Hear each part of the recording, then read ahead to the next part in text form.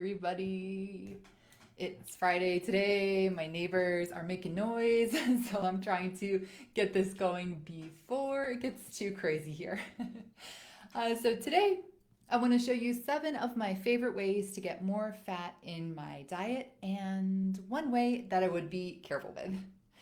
If you're doing keto for any reason, but especially if you're doing it for the mental health benefits, you're going to want to have a lot of fat in your diet, especially in the beginning. So we're going to talk about some ways to do that today. So for those of you who don't know me, for those of you who don't know me, hi, I'm Julie Saad. I'm a certified functional therapeutics diet specialist and a certified wellness coach for women with ADHD. I help my clients go from frazzled, frustrated, and fed up to focused, fit, and having fun using dietary therapy and mindset coaching. So, fat. Let's talk about it. Unfortunately, a lot of us grew up eating those very high carb and very low fat diets, aka the freaking opposite of what we're supposed to be doing. So it can be quite the switch when we turn the whole thing on its head.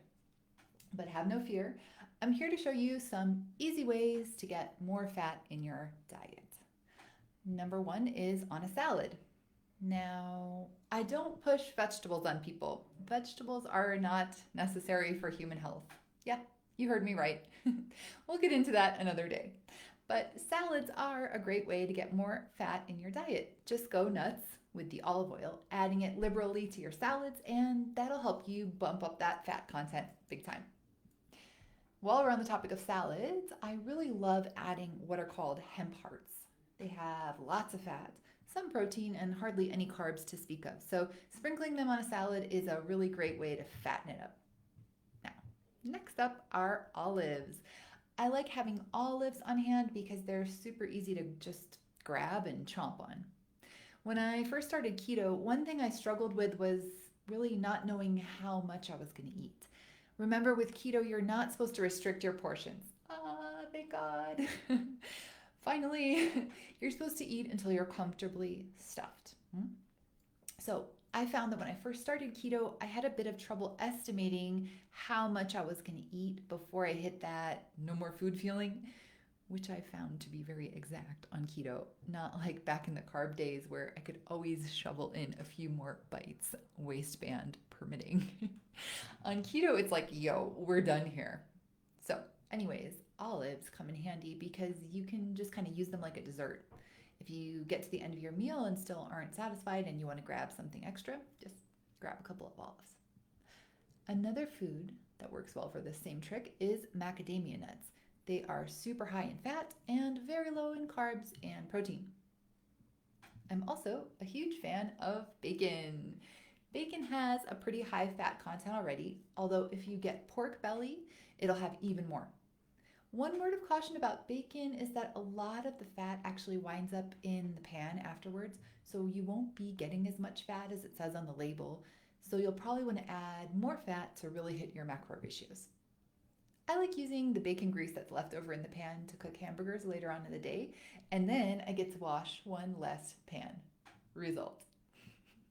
Now, if you really want to get a lot more fat into your diet, these last two ideas will turbocharge that. One is just to straight up eat butter. The first time I saw people doing that online, I thought they were absolutely crazy, but I've gotten into it. I eat it plain or I make what's called brown butter bites. You can look up recipes for that online, there are tons of them. Um, a lot of people make these really cute ones in little flower molds and stuff. I just make one big ugly butter bite and eat it because I'm the only one eating it, so I really don't care if it looks pretty or not. Anyway, what you do is you heat the butter until it's, you guessed it, brown, and then you cool it in the freezer. It's delicious, and I've heard it said that butter can lower your cortisol levels.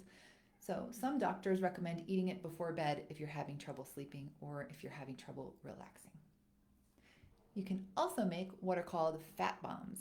There are all different kinds of ways to do this, but one way that I like to do is to mix coconut oil, cacao, and some kind of high fat nuts and a bit of shredded coconut and put it in the freezer to set. Some people add 0 calorie sweeteners to this, which I don't recommend. If you really need to sweeten your fat bomb, I would just add a couple of fresh berries on top of it and call it a day. thing I would be careful with is MCT oil.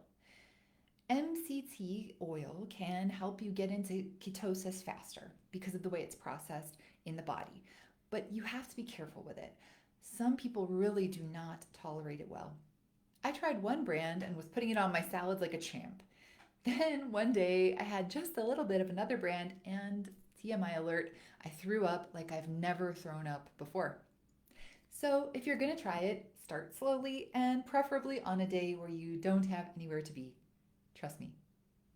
Right, so those are some of the ways that I keep the fat content of my meals high. What about you? If you have any questions about how to begin a ketogenic diet or are struggling with anything, send me a message. As you can see, I love talking about this stuff, and I'm happy to get back to you with some more tips and help you work through any issues you may be having. So, thanks so much for being here, and have a happy and healthy day. Ciao.